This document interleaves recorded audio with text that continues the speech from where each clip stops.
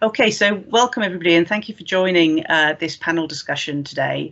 It's an exciting day from two fronts. One is we're supporting and celebrating the launch of the Professional Learning Centre with Alumnis Multi-Academy Trust, and on the panel today we have a number of members of staff from Alumnis Multi-Academy Trust who are going to share their wisdom, their insights and their thoughts with regard to what we can do to overcome some of the challenges of the teaching profession. But we also have Harry Hudson and Roy Blatchford with us today, who are co-authors of a new book out recently that launched earlier this month, or later last month, and welcome them also to the panel discussion. And we're going to use some of the points that they've made in the book that they've read, Must Do Better, to start our panel discussion. My name is Jill Golder and I'm Professor of Teacher Education at Plymouth Marjon University. You may know Plymouth Marjon University. We are one of the oldest teacher training universities in the country, having started 180 years ago, so we're celebrating some big birthdays this year and next year. Of training teachers, and it's a privilege to be here today. We're not just about training teachers, but we're also about supporting teachers throughout their career and enabling them to progress through their teaching career in different roles that they may wish to focus on. So it's a delight to be the chair of this panel. I'm just going to start with a bit of an introduction with regard to the text and also to the panel members.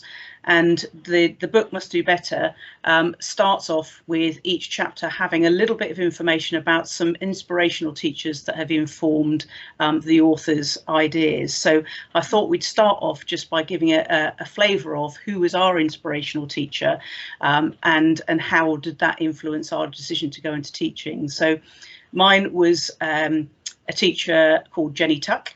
And she was a secondary teacher. She taught geography and a little bit of physical education. When I first got interested in both subjects, my idea was not to go into teaching at all. My idea was to become, the latest big magnet in the city, doing business and enterprise and doing economics at A-level and all this kind of stuff.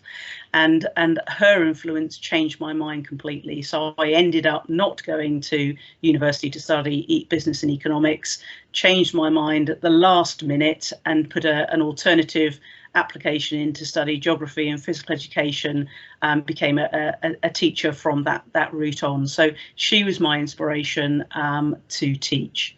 So I'm going to start off with Harry. Harry, please introduce yourself and who was your inspiration and why?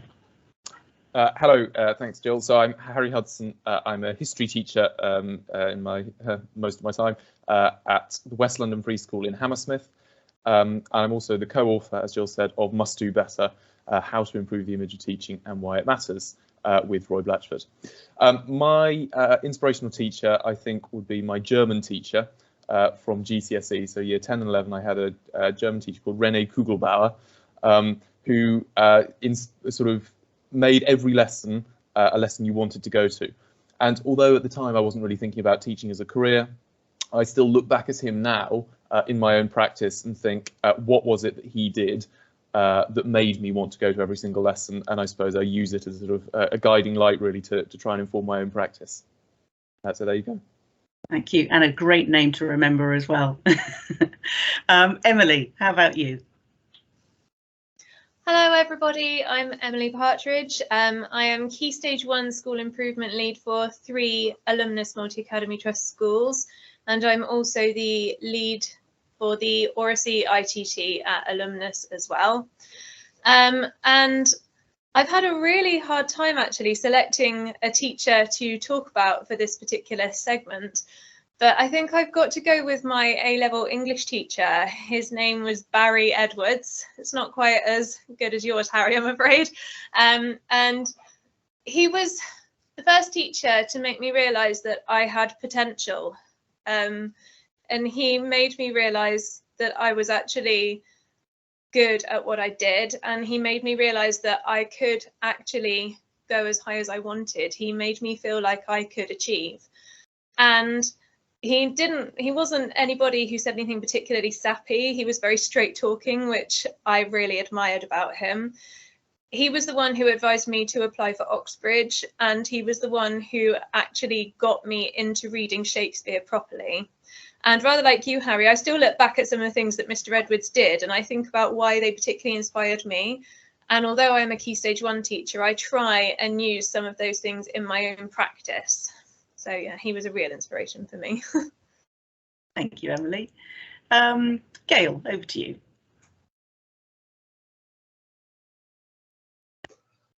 Hi, my name's Gail Holmes. I'm the Executive Head Teacher at Willicombe and Combe Martin Primary School, which are part of the Alumnis Multi-Academia Trust. So when I was thinking about my inspirational teacher, one of the teachers who inspired me to get into teaching, I was really lucky and fortunate. Not long before we went into the first lockdown that year, back in, it was in autumn 2019, I was able to actually tell her that she was my inspirational teacher that got me into teaching.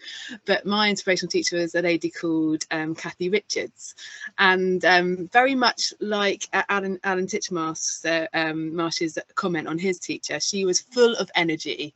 She was inspiring because she had a wonderful, kind nature, but she was full of energy. I was calling her a bundle of energy.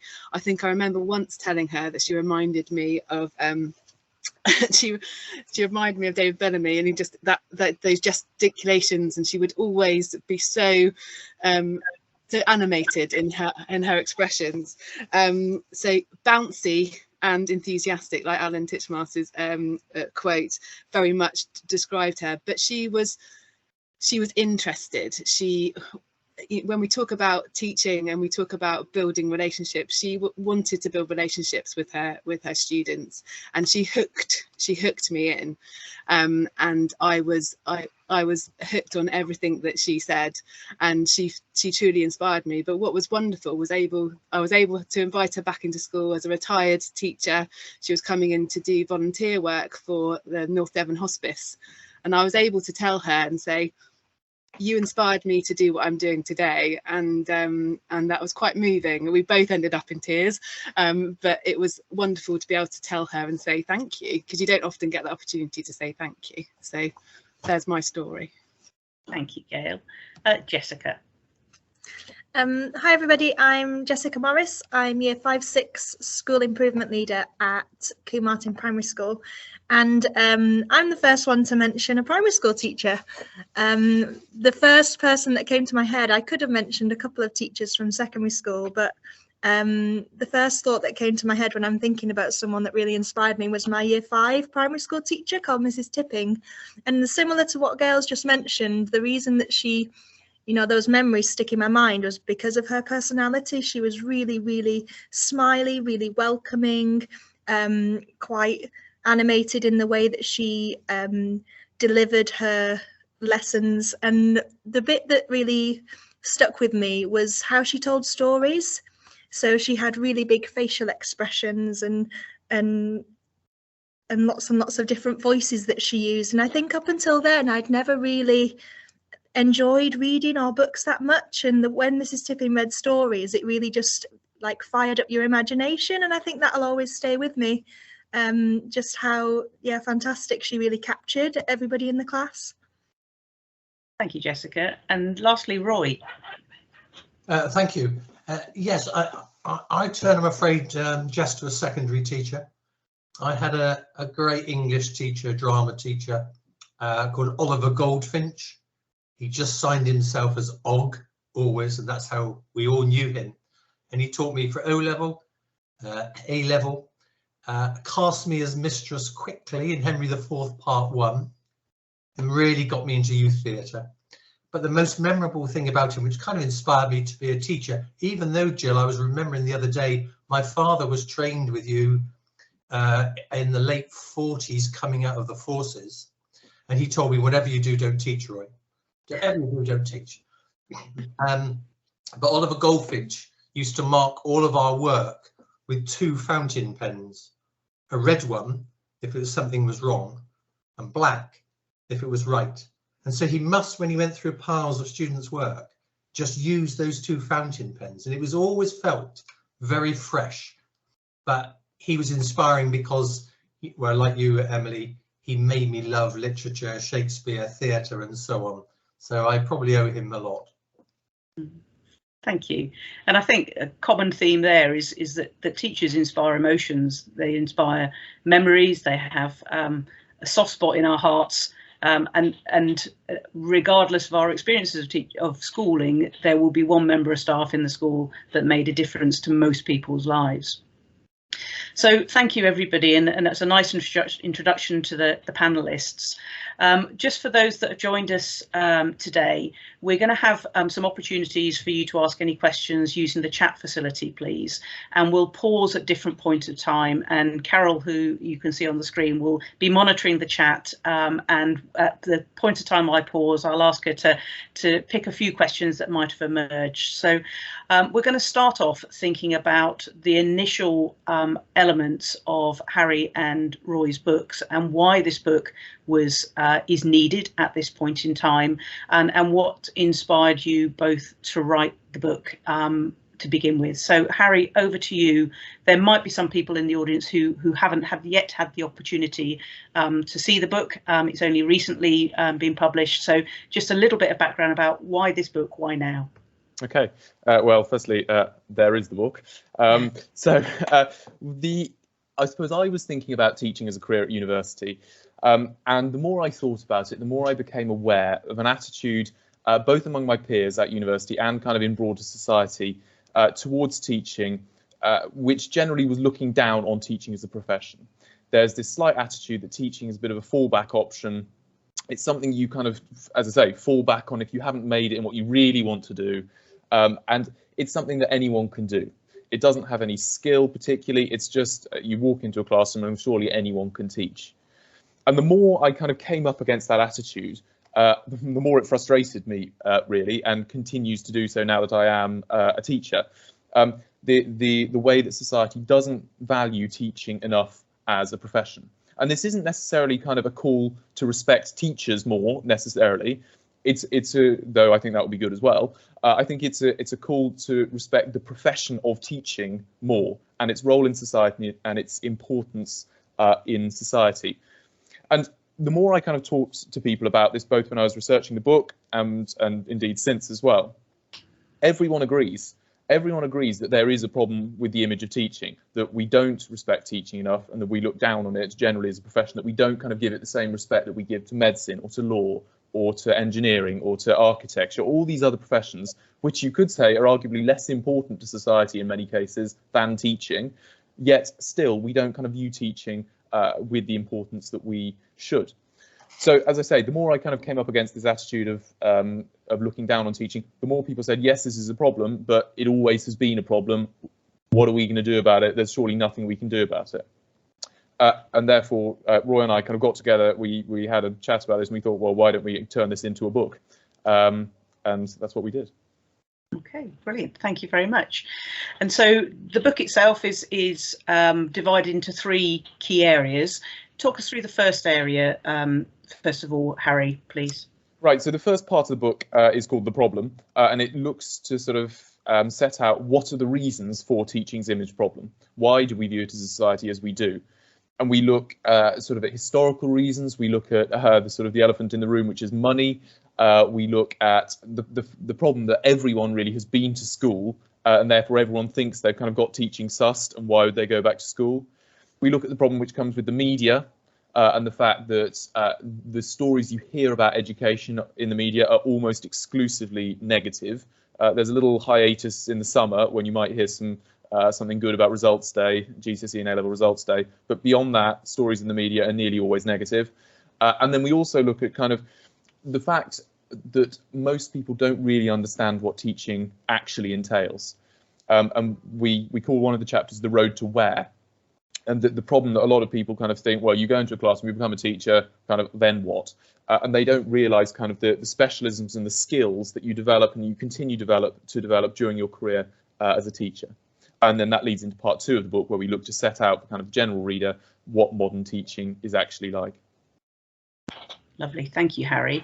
I'm just going to pause and ask people who have joined us today just to write down in the chat some of your thoughts about what you think the problem is about teaching. And while you're doing that, I'm just going to ask Roy to add anything that he would like to from Harry's area. So please use the chat, write down things that you think would be identified as the problem. And Roy, over to you.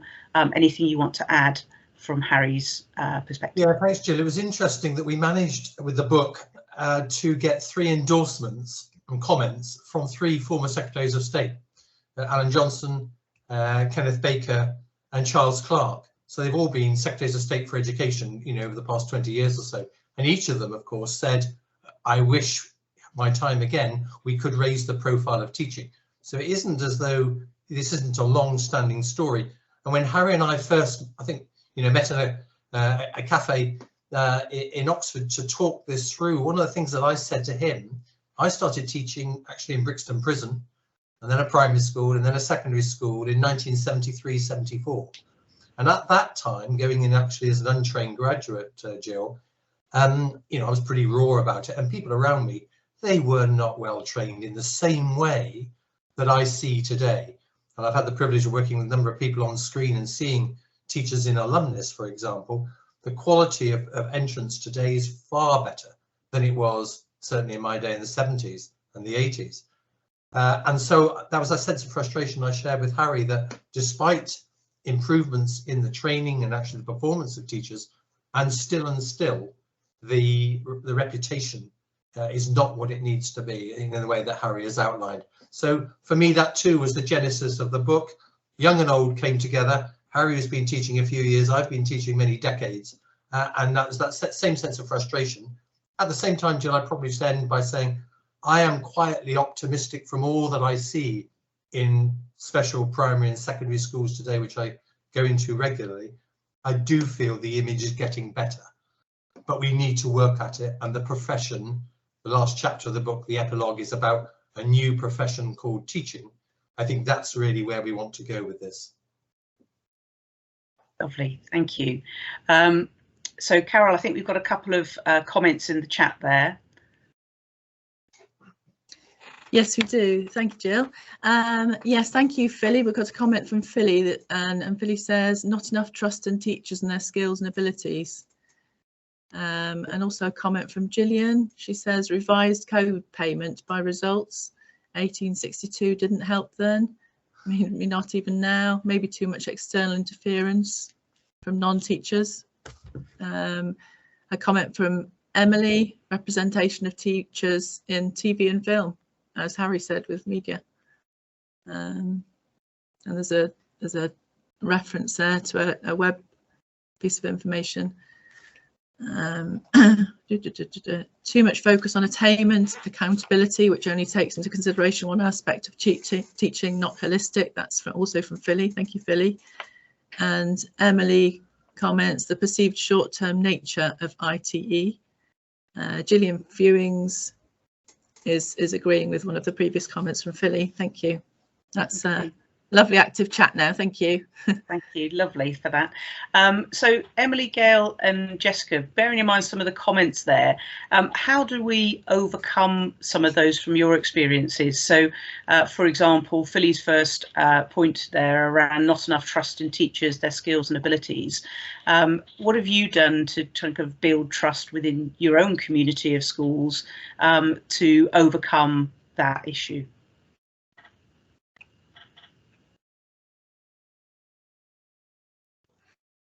Sort of linking back, sorry. You go, Gail.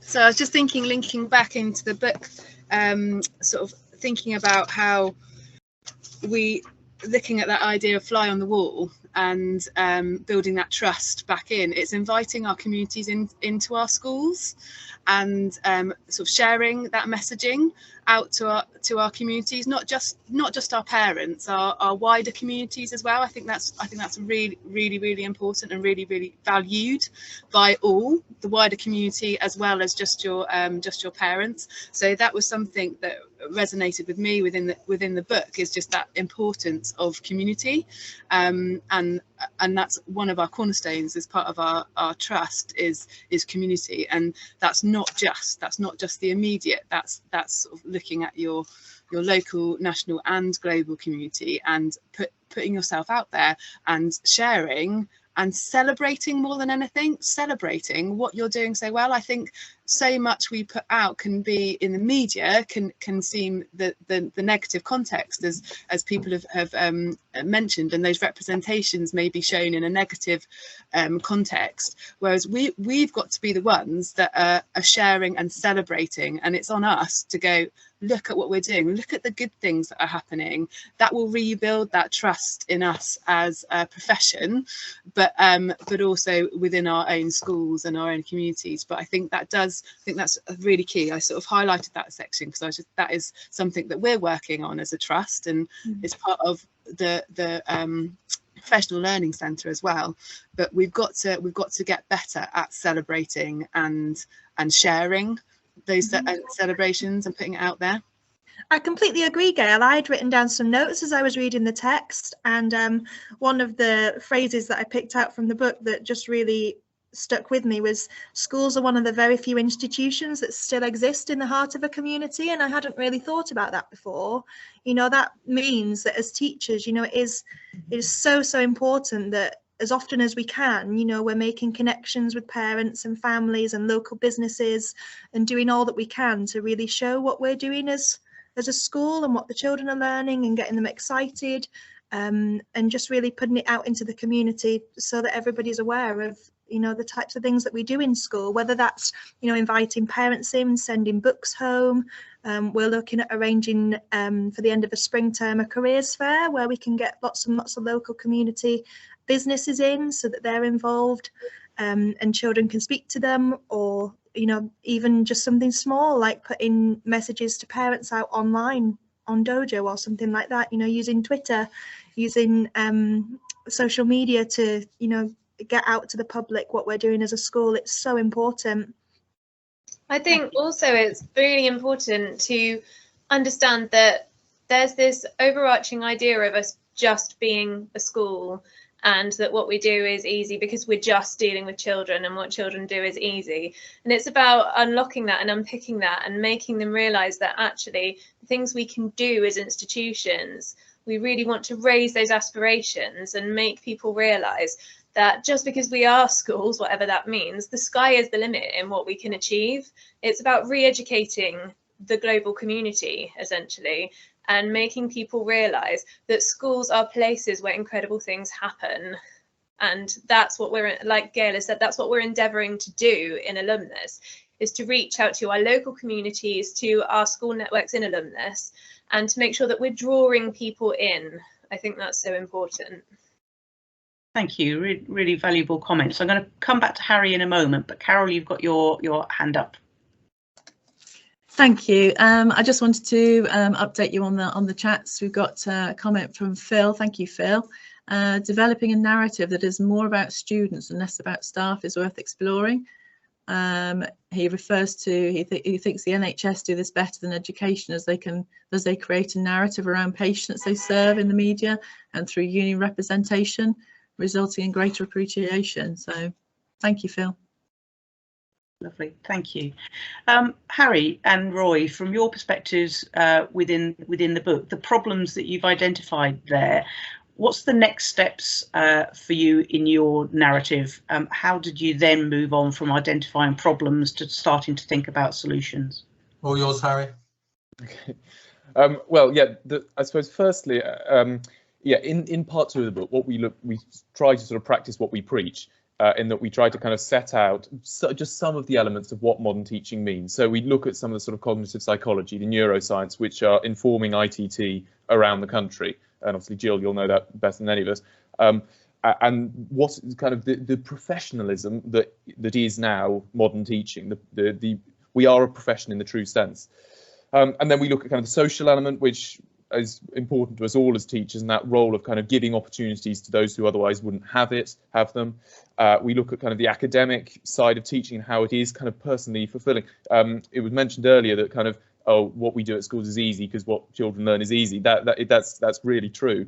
That is such a common perception. But then you tell someone, okay, well, you try and teach a 5-year-old basic addition. Good luck. Yeah, it's easy kind of stuff, but to teach, it's really blooming difficult. So again, it's trying to kind of make that point to the public and actually get people to actually think about teaching, because I think a lot of people would recognise that and kind of appreciate that if they thought about it for more than 2 seconds. But the problem is they don't. So it's sort of encouraging people to think about that. So yeah, in part 2, we do that. We set out, well, this is what modern teaching is actually like. And then in part 3, some of the ideas have already been mentioned, some of the things we suggest. And indeed, one of them has been discussed really well, that idea that actually we can kind of ask for more respect, and indeed in some aspects there are others who need to step up, but actually as a profession as well, we need to do a better job at saying this is what we do. We need to do a better job at kind of directing the narrative, dominating the narrative, whatever phrase you want, and putting our own voices out there.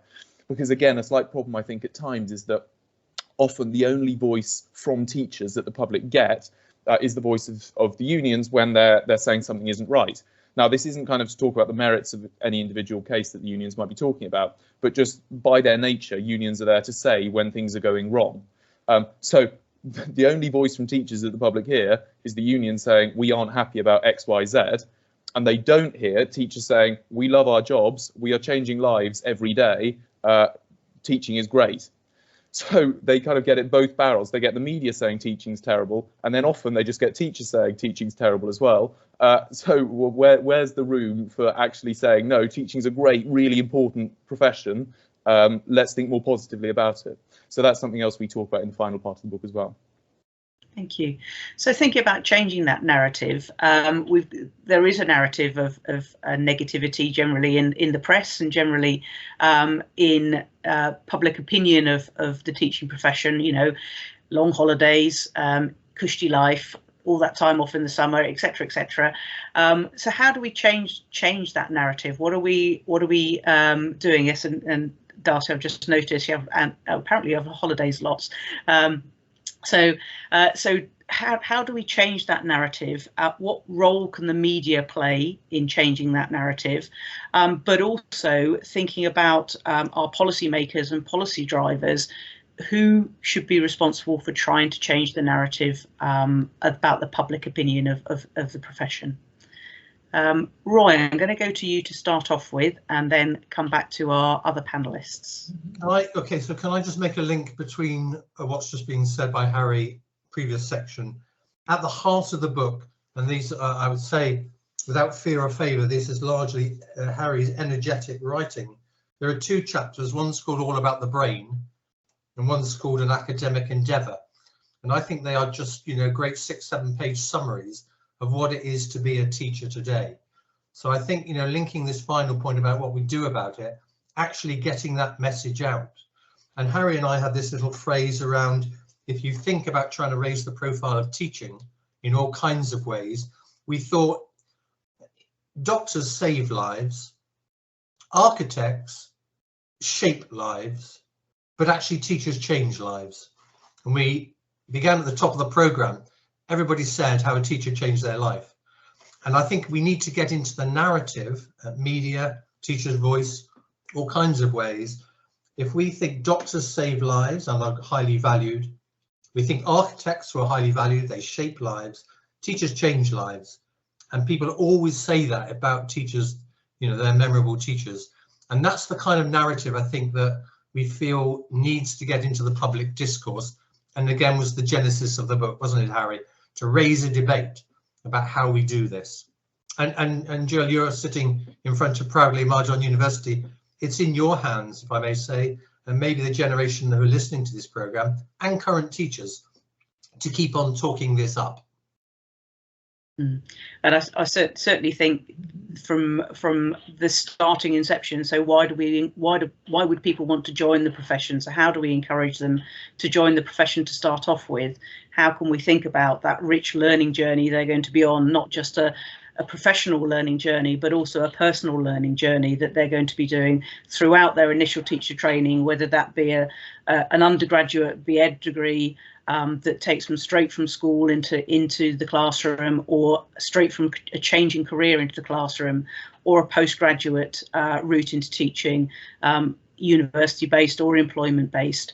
How do we enable that learning journey to happen so that the academic endeavour that you talk about isn't just at the start of your career, it's throughout the career that you're recognising that this is where we can learn and grow together with your pupils and with the staff.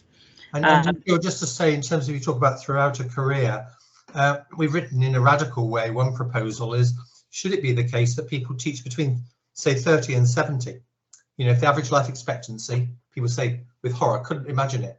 But actually, there is merit in saying, do something else first, come into teaching, and part-time sabbaticals, flexible working conditions. And again, in that part of the book, we say, actually, the environment in which people teach, we should make it much more exciting, attractive. And I often use the phrase about the future is already here. It's just that it's unevenly distributed. Because when I look at the best schools internationally and nationally, much of what we're arguing is already there. It's just not evenly distributed. Thank you, Roy. Carol, do you just want to update us on the chat there? Thank you, Jill. Thank you, everybody. Gillian, going back to some comments earlier, she was just adding, inviting the community, the local community, and was common when I was a child, but it's less easy now due to safeguarding and sort of security issues. Teachers have a huge amount of demands on the time outside the bits that people see you doing, which is true. A Day in the Life of a Teacher documentary would be great. That's from Darcy and Carla. Philly says, I don't, she's saying, I think the onus to raise the status of teaching shouldn't fall solely on teachers. Teachers obviously can do things to help, but there's little respect coming from politicians, policymakers, official funding bodies with a huge negative impact. Sam says it's very interesting to compare with other countries. Professional qualifications as a key indicator, masters, PGCE and in the UK, or diploma in Russia. Philly says also the support the teaching profession get in terms of allocated time for educational research, proper time to plan, etc.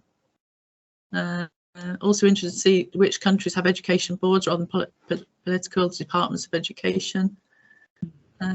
Yeah, some great comments there. Thank you. Fantastic. So just picking up on some of those comments, panelists, your thoughts, please. So if we're thinking about the pressures on teachers that aren't borne by what you're doing intrinsically with children yourselves, but policymakers, inspectorate, curriculum squeeze, all of that type of things, where do we need to put our energies to try and reduce some of the pressures that people have been suggesting in the chat? What would be your low-hanging fruit? What things could make a quick difference, and what things do you think we need to start lobbying more to make a longer-term change?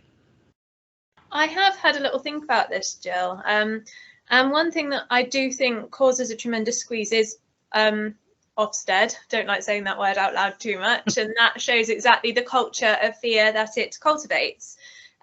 We've actually ended up developing a risk-averse school system because we're worried that we're going to upset Ofsted, and so it just means that in some schools there's a tendency to teach to test, and the cultural capital gets lost in there. And I think if we are going to start to overhaul the image of teaching, we need to empower teachers and show that we trust teachers and overhaul the Ofsted system. Okay, so that's definitely not a low-hanging fruit. That's a longer game play, I think, but certainly, no, certainly something that is on the agenda, I think. Jessica. I think one of the things that alumnus do really well, thinking about the pressures on teachers and workload, is using collaboration as much as possible. For years and years, you teach very, very similar subjects. You know, you always teach addition, you always teach subtraction, and then every single time you seem to start the lesson from scratch. And I think what Alumnis does really well is making sure that groups of teachers within schools, within different schools, have as many opportunities as possible to collaborate, whether that's sharing planning, whether that's going visiting other schools and sharing best practice and taking it into your own situation. But I think being part of an academy trust is just such a positive way to reduce workload and share amongst the staff within schools. Definitely, and I think some of the comments in the chat around the other work that teachers do. If you think most teachers who are full-time teachers have 80% contact time with children, and that's a significant amount of time. And then you've obviously got all the other work with regard to your preparation, your planning, your marking, your assessment, your policy developments, your meeting with parents, etc., etc. You can easily see why teachers' workload seems to be overwhelming for individuals, and a reason why people might not want to join the profession. But some of your suggestions there, Jessica, are ideal examples of how we can minimise or reduce the workload challenge for staff by actually being more collective, a better community of practice that actually shares what you do. Gail, have you got anything to add? Yeah, I was thinking of sort of two elements really, just sort of going back to what Roy was saying about building that narrative around education.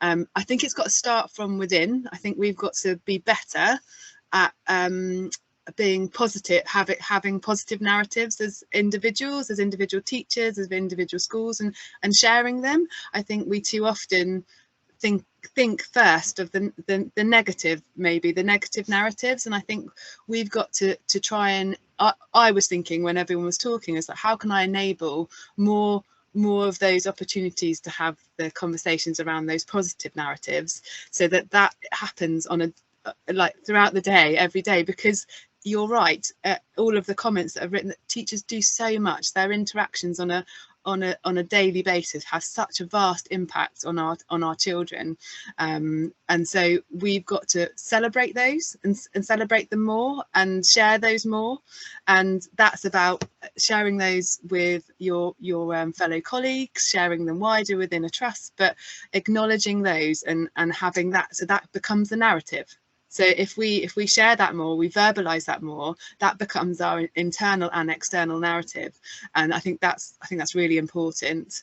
The other thing I was sort of thinking about as everybody was sort of talking and sort of building on sort of what you were saying, Jess, in that collaboration, but also Jill, what you were talking about in terms of initial teacher training, and just when we talk about all about the brain and that academic endeavour, is that love of learning. We got into education because we have that love of learning, and as a initial teacher training program, whatever, you have that passion for learning, and we've got to try and continue that through the profession and make sure that we have those avenues to continue that, because you know, like modern science and what that's brought us into to understand about how the brain works in terms of our understanding of children's metacognition is phenomenal and really quite exciting.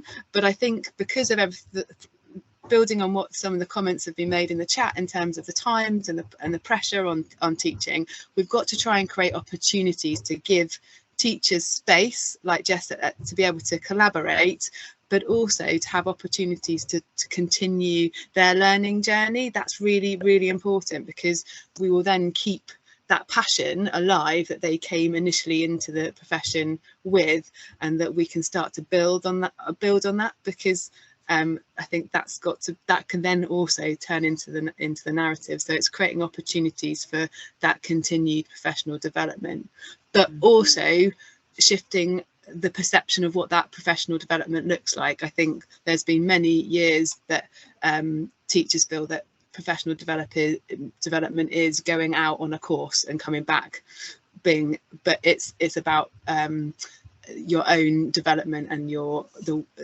learning journey. So I think we've got to shift that perception slightly, but I think it's something we need to invest in to help. Definitely. Harry. I was just going to add a couple of things on. I completely agree with the comments that people have just said there. I think in terms of collaboration, I think another thing actually that makes an exciting time to become a teacher now is, dare I say it, Twitter and social media actually make it easier to share things as colleagues across the country than has ever been the case before. And for all its woes, Twitter is actually great. Twitter for sharing ideas, and I'm only a relatively recent sort of member myself, but you see some of the ideas and sort of the discussions going on Twitter around education are great. Second thing I was going to say is, in terms of teacher workload, I wonder whether the thing we need to think about is that number of contact hours, because it kind of hurts to say it, because I'm sure we would all agree that actually being in the classroom and doing the teaching bit is the best bit of the job. But nonetheless, I wonder whether actually to be able to have that brain space, to be able to do proper planning, to be able to do that professional development that, as has been said, is so important throughout the career, actually we need to ask full-time teachers to teach slightly fewer hours, fewer contact hours in a week. I don't know what people think about that. Thank you. That's a really useful thought, and please put comments in the continue to put comments in the chat, because there's lots coming in, and I'll bring Carol in a moment. But I think just at this point I'll also indicate around that notion of continued professional learning, whether that be formal continued professional learning through accredited provision or through the new MPQ framework, for example, or whether it be informal through certificated short courses or collaborative work, communities of practice that might establish subject hubs, phase hubs that might develop either electronically or not. So there is a move towards, in policy directions, there is a move towards a bigger focus on continued professional development of teachers and the responsibility of schools to ensure that there is continued professional development. But until the space is there for that to happen, and the expectation is that you don't do that in the evening at 10 o'clock once you put your children to bed, or on a weekend because that's the only time you've got to do it, but time is built into the professional day for those type of activities. I think that the aspiration of this continued professional journey will become more challenging. Jill, could I just ask Harry, perhaps we think a chapter that we enjoyed writing, we think has got something new about it. It was chapter 11, which is called Building a Brand. And there's a nice quote at the heart of it, which about branding isn't just something to add great products, it's essential to their existence. And I remember when I could just pass on to Harry, because we talk about, the NHS logo and other things and the brand of education. Harry, you and I remember writing that. Yeah, yes, just briefly, perhaps, yeah. I suppose one of the things that struck us when we think about this is how clearly identifiable the NHS logo, NHS branding is, particularly obviously after 2 years of COVID. Whereas if you think of teaching, another massive public sector career, there is no brand for teaching. Obviously, there's Teach First. Different MATs have their own branding. Different schools have their own branding. Obviously, uniforms, letterheads, all that sort of stuff. But actually, when you think about the teaching profession, there's nothing. So when you enter teaching, you aren't kind of entering this sort of prestigious profession. You're either a Teach First teacher, or you're a SCIT teacher, or you're a PGCE, or you're just doing QTS or whatever. But you're entering the profession through a certain avenue, and you're kind of becoming that sort of teacher. Whereas perhaps what we need to be thinking about is these are just different gateways into this profession that has a kind of unified branding in the way that the NHS does. And we say that you are entering this broader profession, which obviously you are at the moment, but that isn't the perception, that isn't what people think, because there is no sort of brand for teaching as a national career, as a sort of public sector career. I think also that in the internal competition within the profession makes it more difficult to feel part of a profession rather than a teacher linked to a school or a multi-academy trust. Jessica, you want to come in? Yeah, I just wanted to add in something that I think has made a big impact that we've done at Alumnis, following on from something that Harry said about contact time and teacher workload. And actually, we're really fortunate this year from September to have built in school improvement leaders and created mini schools, so that there is time within our teams to plan together to collaborate, but also to have more hours where there is a teacher there that can cover and gives that space for their professional development, and whether that's releasing a teacher to go to another school to look at a certain focused area, or whether it's doing some team teaching or coaching. I think the way that Alumnis has structured their leadership now just gives such a fantastic opportunity to be able to grow as a teacher, and I just think it would be so good to get that out into the community a bit more, because it's so rare. I don't know of another school that is structured in a similar way other than the way we are at Alumnis. So I just think that's important to mention, that I think we're at the forefront there of something really great. I do agree, Jess. I think also that can be linked into the further development of teachers, because like Jill, I think you said earlier, it's kind of limited to just going on a course or doing this or that, and it would be really nice, now that we've got that structure within Alumnis, could we start supporting teachers' continued professional development so that they could maybe take part in something a bit more long term. Maybe they could do a qualification, maybe they could do some kind of exchange with another teacher, just to see if we can really use that to our advantage now that we have the school improvement leads in place, so that teaching doesn't feel like a bit of a one-stop shop where you stop learning when you finish your teaching qualification, so that teachers are just able to continue learning. As someone said earlier, that the reason a lot of us went into teaching is because we love to learn, and we want to see that continue to develop and grow. Only in that way will teaching be positive, and will we be positive about our careers. Thank you, Emily. We're just coming towards the last 10 minutes of the session, so I'm going to ask panelists to all have a bit of a think about what is the one thing that is inspiring them most about the future of teaching going forward. We've identified some problems today with regard to the image of teaching as a profession, and tried to talk around some solutions. But thinking about the final phase of Harry and Roy's book, about so where do we go now? What is the most inspirational thing that's keeping you in the profession, that you're really looking forward to in your next steps, either as a professional, as a learner, as a member of the community in which you sit? So what's the most important thing that we go through? Harry, I'm going to go to you first, please. Well, as we say in the book, really, and kind of the whole purpose of the book, I think there is so much to be positive about in teaching. And that's by no means is to say that teaching is a perfect profession, because clearly, as has been discussed, there are things we can do to improve, and that is the case with any profession. But what I think is exciting is to look to how the sort of developments that we've been talking about, these sort of developments in cognitive psychology, neuroscience, all that stuff that is feeding into ITT, how that is then reflected in the achievements of pupils as they come through the system in the next 5-10 years, and whether we are able to see as a profession a perceptible sort of improvement in outcomes for pupils, and whether all of this work that is being done on improving training and on professionalising the profession is reflected in what is coming out the other end, if you like. And I have reason to be optimistic about it. I think we will be kind of proved right, and I think that a lot of what we are doing now, we will see the results of that in sort of, as I say, 10, 15, 20 years.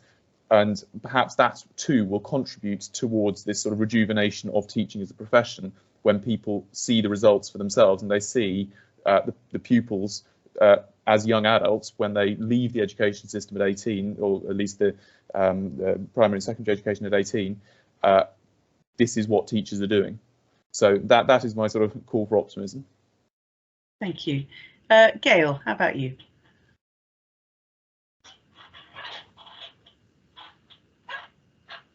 So yeah, I think sort of building on what you said there, Harry, just also thinking about us coming out of lockdown, of this pandemic, of this unique situation we find ourselves in, as we have done with the children, is utilising this opportunity because it has given us time to work in a very different way than we have worked ever before. We've had to be really adaptable. We've had to be flexible in our thinking. We've had to develop new, as we're doing now, new ways of sharing and developing ourselves professionally. And I think that's probably opened a door that might not have been there so rapidly without the pandemic. So I think it's important to sort of build on the positives that can come out of what we've been through, and really start to utilize that in a more efficient way. You sort of talk about us, give us the tools. I think that's what's quite exciting. I think we need to capitalize on what we have developed through technology, especially through the pandemic, and look at how we can start to build on that and use that to develop our staff professionally, and also to celebrate the wonderful profession that we're in. So I think there's positives to come out of the pandemic in that way, but also that link with the book in terms of next steps. I think we can start to really capitalize on things that we've learned in a very and kind of think back to, we've had to learn quite quickly and adapt very rapidly in a very surreal situation. So I know that if we can do that, then we can start to develop more and really promote the profession more positively. Thank you. Emily, how about you? Thank you, Jill. Really, I'm going down the same kind of avenue as Gail. I think coming through the other side of a pandemic, this is an experience that our children have had that so few actually do. I think we need to draw the positives out of this. And I think particularly, I'm a teacher in Devon, and it can feel quite isolating sometimes, particularly in the very small schools. But what has come out of this pandemic is that we're now able to work more collaboratively. So children in some of our very small schools were able to collaborate with children in other schools. And I think it'd be fantastic to see that actually grow, and for our children to collaborate with children in different countries, and to just really start to bring the world to our own doorstep. That for me is something that contains so much potential and so much hope, that our children don't see themselves as isolated, that they see themselves as part of the whole, as global citizens. Thank you, Emily. Jessica. Could you repeat your question, Jill? Is that okay? Just so I don't go off topic. So what are you most looking forward to? What are you inspired about in your next stages in teaching? So thinking about what Emily said about, opening doors for the children, I think what makes me excited is that actually there are so many opportunities in teaching that tend to go missed and people don't really think of, particularly working in a multi-academy trust. There are so many opportunities to work with different children, to work in different schools, to work across different communities, but also thinking about the doors that teaching opens, the opportunities to work abroad, the opportunities to focus on a specialism. I think these things can easily be missed when you just think of a teacher.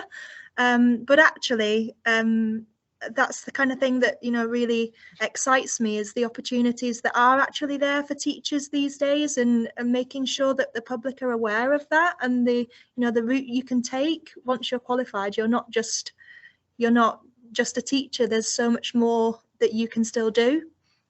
Thank you, Jessica. And Roy, over to you. I was just reflecting that going around the country, what I see of the best multi-academy trusts is their investment in people. And I suppose really in a nutshell, that investment in people will be the big pull factor into teaching. And as has been mentioned, full part-time, flexible working conditions, sabbaticals, the very environment of schools, that strong thing that Jess has mentioned about collaboration. And perhaps my final point would be, when I've been in hospital and had an operation, there's one doctor or two or three operating on me and 4 or 5 watching. It's all about collaboration. And I don't think we do enough of that in teaching. Jess has given an indication how in Alumnis you are able to do that. But teacher, you're not on your own, I think is a powerful message in terms of teamwork. So the push-pull factors, and probably passing on to you, Jill, You're at the cutting edge here of attracting the next generation in. So please keep up the good work at Marjohn's. Thank you very much, Roy. And I think just to sum up with our last few minutes, but also to thank everybody who's contributed to the chat as well. Some fantastic comments being made there. Also, thank you to Jill Fewings, who I know from Plymouth Marjon. She's our archivist, and therefore she knows more about the history of teacher education than anybody else in the room. And she's put some really valuable comments about learning from history, about not making the same mistakes that we've made in the past. And I think that this is a real opportunity that the teaching profession have. We've gone through a period of time where we've had a lot of prescription put in our way, from sort of most recently the 2010 white paper that prescribed curriculum, that prescribed approaches to teaching, that prescribed approaches to ways of working and structuring schools. I think we're at a stage now where teachers are gaining control back. They're taking control back of their work, they're taking control back of their schools, they're taking control back of the curriculum that they're offering. And that's one of the most exciting things I think that the teaching profession has ahead of them. One of the key elements that I think have emerged from this is that notion that collectively we make a very, very loud voice, and that the role of collaboration, the role of collegiality in this is really significant. And obviously we've had to work in very unique ways. One of the things that Mary Myatt always says is one of the key elements about a really exciting curriculum is one that provides challenge, because as a species, we love challenge. And therefore, we rose to the challenge during a pandemic and have come out, well, we're coming out of a pandemic having learned a whole load of new skills. And those that are trained in a pandemic to join the career have not just met the teacher standards, they've actually learned a whole load of new skills that no other teacher before them has ever had to learn. So I think there's huge optimism for the teaching profession going ahead, where we can actually take back control of what we do and of the profession. Okay, so thank you very much to Harry and Roy joining us for the panel discussion today, and we look forward to having the opportunity. I've already added the book to trainee teachers reading lists going forward, so it'll be in the library soon.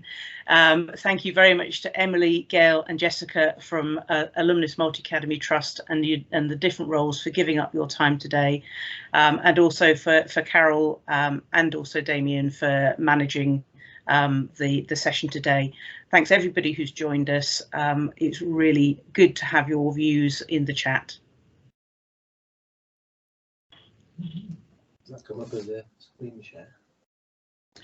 Carol.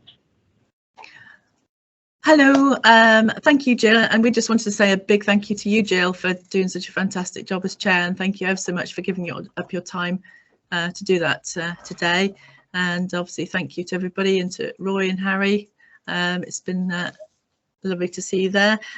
Roy, just before I forget, do you have the code there to share with people for the discount of the book? That's very good of you to remember. If anybody wants to buy the book, you can buy it, I'm sure, at every good bookshop. But if you go on the John Catt, the publishers, if you go on the John Catt website, if you key in M for mother, D for daddy, B for baby, MDB 40, Did just now, you'll get a discount of 40% on buying the book. MDB 40. Thank you. Thank you, Roy, and again, thank you everybody.